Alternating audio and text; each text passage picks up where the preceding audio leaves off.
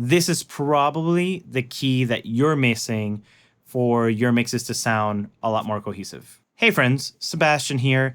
Not too long ago, we ran a poll on the channel and we were asking you guys what you wanted to see in the next video, and this is the topic you chose. And we're going to be talking about gluing a mix together or having a cohesive mix. So this is a simple concept, but it is very often misunderstood. So let's not dilly-dally any further. Let's jump into Logic and check it out. So we're going to be talking about three concepts today. That is going to be mix bus compression, saturation, and group processing. So let's start with group processing, and to a certain extent, we're kind of adding saturation in there just because they kind of go a little bit hand in hand. So you will notice that all of my mix buses have two things in the very beginning. We have the Sheps 73 channel strips, and we have the NLS by Waves, which is a kind of console simulation. Again, kind of like a channel strip type of thing. These two things, I am adding them in, and you can check them out yourself. These are pretty much in their default orientation. All they are doing is they're going to be running everything that we want to run through them, which is the drums, the bass, all these groups, and then eventually the instrument bus.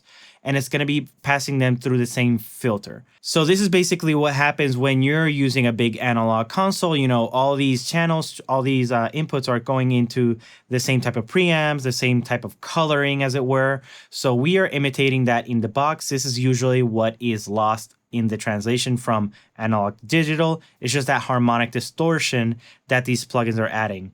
Again, you'll notice that I'm not adding anything EQ-wise. I'm not adding a whole bunch of saturation. The drive is at 0 over here as well.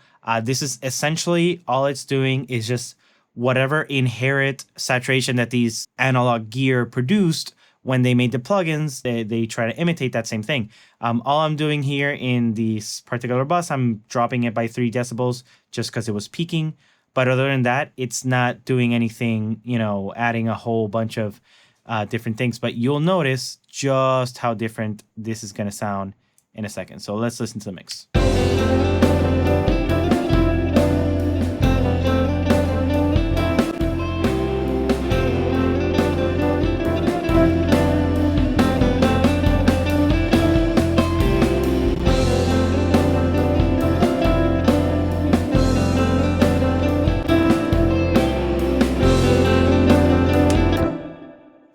Okay, so hopefully you were able to just bump that up a little bit so there wasn't too big of a difference in volume.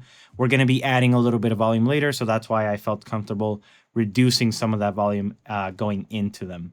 So hopefully you noticed a couple of things. We tried to modify a little bit so the volume wasn't too different. I added a little bit just to kind of keep it nice and stable-ish, but hopefully you noticed that there was a little bit, or at least on my end, I hear a substantial amount of kind of bottom end being rounded out. Everything doesn't sound like all over the place. Like everything sounds nice and kind of compressed, even though we're not technically adding any compression per se. Just kind of like analog compression, as it were, which is what distortion is. So it all is already sounding all kind of together. And it's because we are now running all of the buses through the same console, the same channel strip. So they're all going through the same flavoring, the same filter.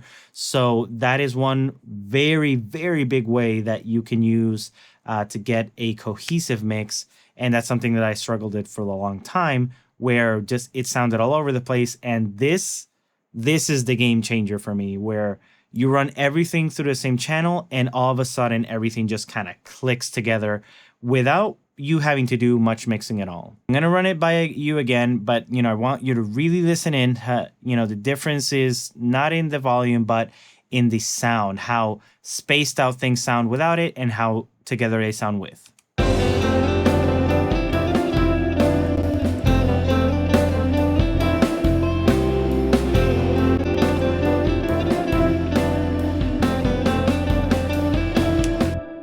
So that is, again, doing two things. So that's processing the entirety of the group, as one single thing, and it's adding saturation. And that saturation is what's going to give you a more cohesive, kind of lifelike mix inside of your song, which is what we lose when we're working in the box because it's, sterile. Moving on to concept number 2, we are going to be checking out compression. And in this case, we're going to be sticking into the mix bus or instrument bus in this case.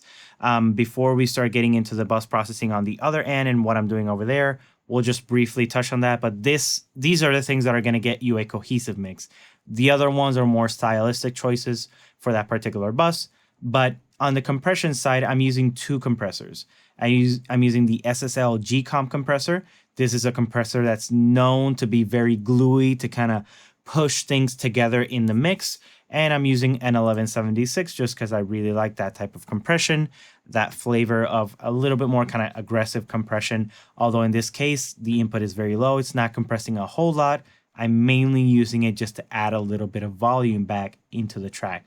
So let's listen SSL on and off so you can see how much this changes.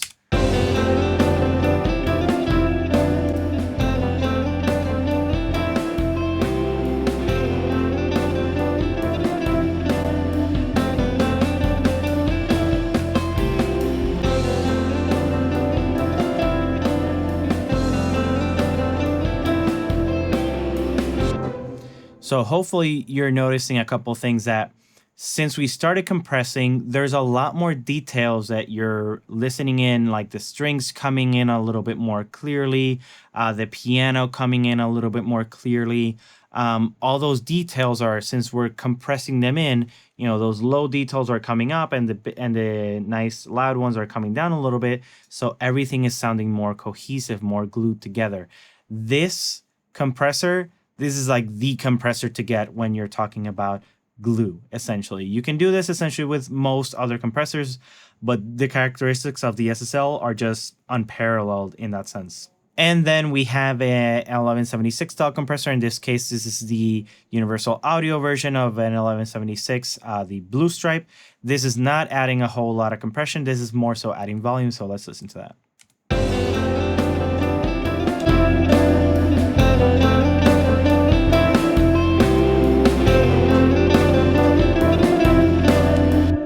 So like we're barely moving the needle, 1 dB of compression at the very most on slightly louder moments, 2 dB. But again, I'm just mainly using it more kind of like just giving it a little bit more level, which you could just add more makeup gain. You can definitely do that. Again, I'm just kind of getting that flavor in there just because I really like it. And then finally, one of the last things that's going to add a lot more cohesion to your mix is running it all again through the same tape machine. So you'll notice at the end of all of these, we have the same instance of the tape machine. So all of them, just like you would do on an analog console and an analog studio, they're all running through the tape.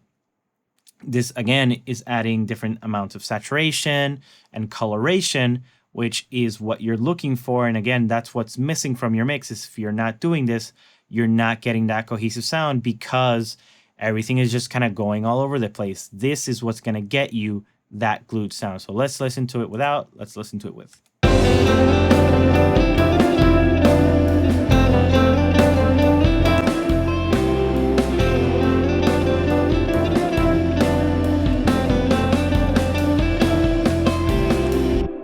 You'll notice that the input is dropped a little bit, and this caused us to have a -2 or some change dB of loudness.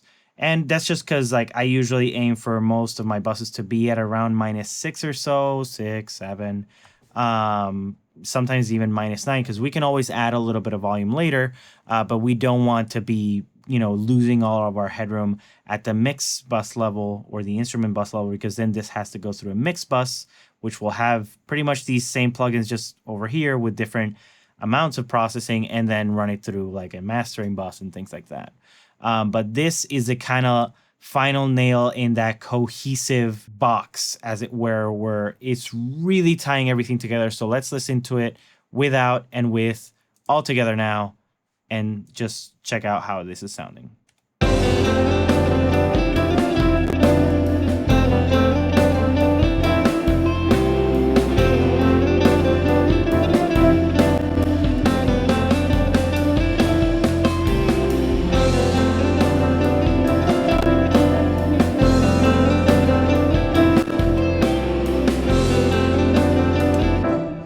So hopefully this is coming across on the YouTube kind of compression thing, but hopefully you'll notice that it's a lot more glued. It's everything without the processing is just kind of all over the place, right? And we're using this to just really reel everything in and just kind of push it into itself. So it sounds like an actual, just like everyone's in the same room playing the song. That's kind of, at least that's how I approach mixing. Like I want it to feel like everyone is in that same room playing at the same time. And it's not like, oh, this was clearly recorded at some other time or whatever. You really want it to feel kind of like if it were a live room. At least, again, that's my approach to it. So if you liked this video here, I encourage you to leave a like, leave a comment. If you want me to talk about how I process the individual buses on a separate video, that I can definitely do, go ahead and let me know in the comments below. I'd love to make that video. I can make another poll. You can vote there, and subscribe to the channel. If this is your first time coming to the channel, I welcome you here. If you're returning, welcome again. We talk all about things mixing and worship guitar and things like that. So if that's your speed, hit that subscribe button, hit that like button, share, all those good stuff. Leave your comments down below. See you next time.